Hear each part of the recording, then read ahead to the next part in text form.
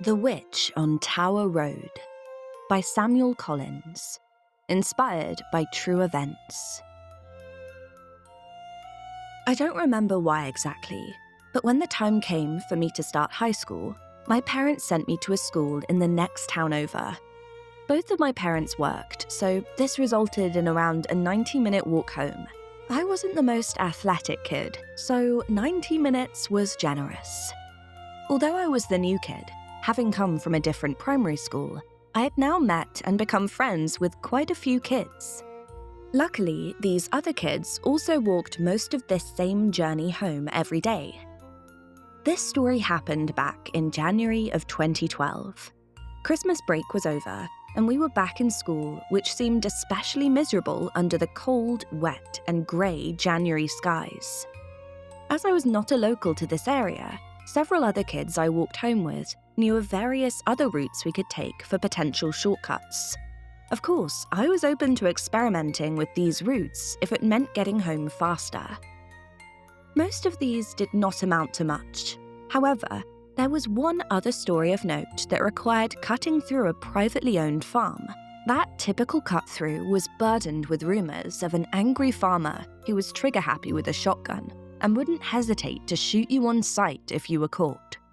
This baseless rumour gained traction some years later during an unfortunate incident, although I kind of found it funny, of some children taking the same route and running away in terror when the farmer had shot at a badger in the adjacent field, not knowing that the children were there.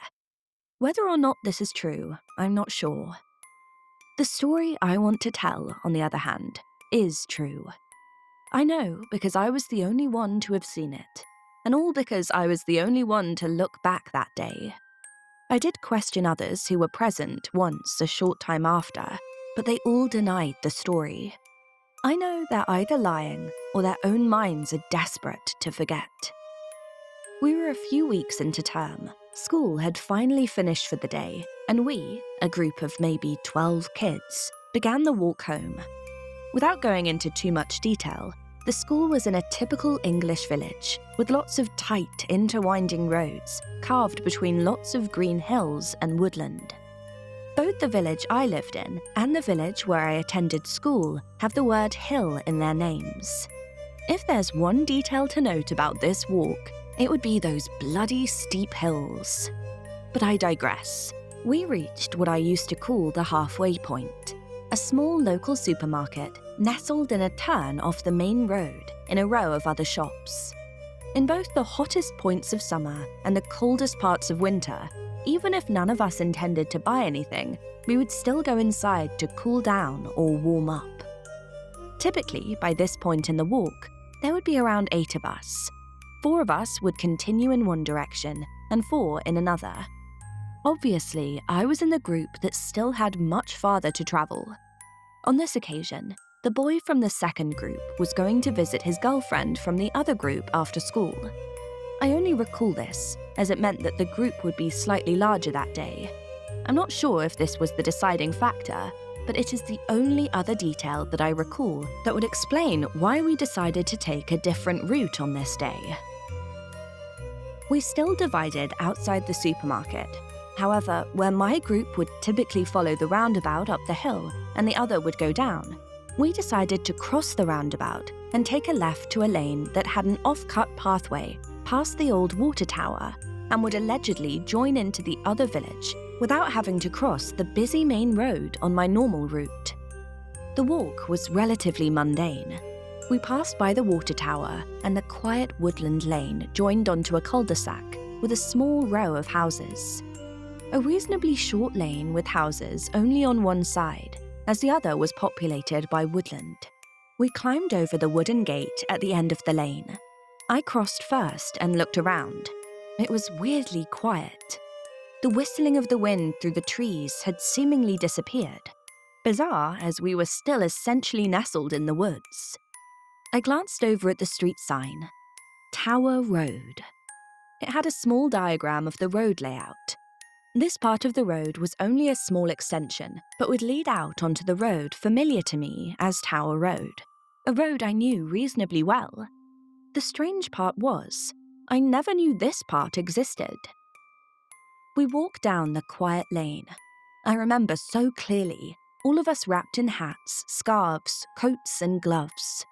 Two of my friends laughing, the couple holding hands, and me, awkwardly trailing behind, attempting to occupy myself on my phone. I was still the new kid, after all. I was sure it was my imagination, but something didn't feel right. I had the unmistakable feeling of being watched. I glanced over at the houses we were passing. All were seemingly quite old houses that had been there for at least a few decades, all with perfectly kept lawns, driveways, and paths free from any dirt or debris, and perfectly trimmed bushes and hedges. My grandparents were always keen gardeners, so even at a young age, I had a built-in appreciation for a well-cared-for garden. Another detail I remember clearly was there was not a single car parked on any driveway or on the road. Somewhat strange, but easily explainable. We passed by the third house, and as I appreciated one holly bush neatly trimmed into a perfect semi-sphere, my eyes were drawn to the side passageway to the house. Behind a black-painted, tall metal gate, there was a statue of a woman. A statue not posed in any particular way, or resembling any artistic interpretation, such as an angel, goddess, or anything like that. Just an average woman, stood upright behind the gate, watching. A very pale grey, almost white shade from head to toe, smooth and devoid of features, but undoubtedly feminine. I looked away for a moment, conscious that I was staring into someone's property. I looked back again. The statue was still there, only it was more detailed. There were now details in the woman's pallid grey clothes, and some colour had returned to the woman's face. Then I realised this was not a statue, but a person, watching us from behind the gate. Her head locked onto our movements, staring at us with what initially looked to me like a terrified expression. I, being the nice kid that I was, smiled back with what I hoped was a reassuring smile. Then looked down to my feet, awkwardly, as I continued walking. After a moment, I glanced back.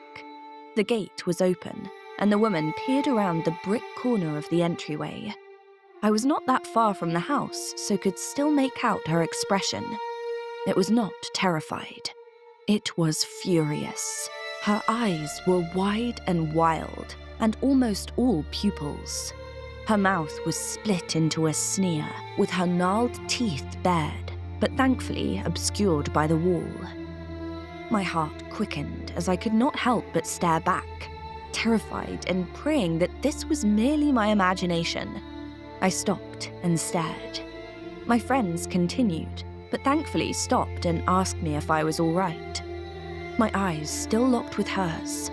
I uttered a small whimper and pointed towards the house. My friends did not initially notice what I was looking at, but when they did, they wasted no time in running away as quickly as they could.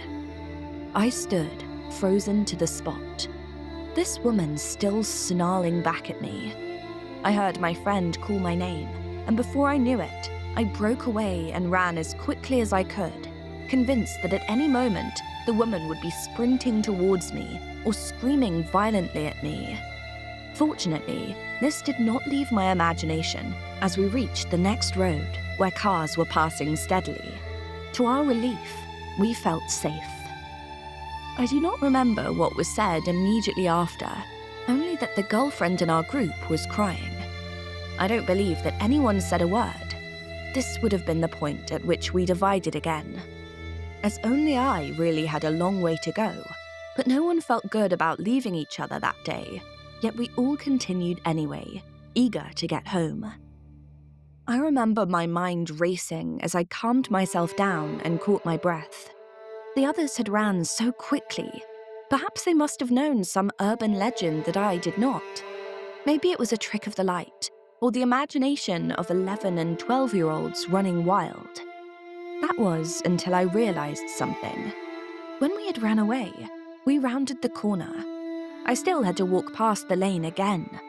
I told myself that I would not look, that I would cross the road first, just in case. So I crossed the road and stared straight forward, looking at the tall banked stone wall ahead that surrounded one side of the road, where the dense woodland was raised above. I stared at a postbox and very old road sign mounted into the wall, desperate to concentrate on these minor things so as not to face the woman again. I started to walk, slowly and carefully. It was now nearly 4 p.m.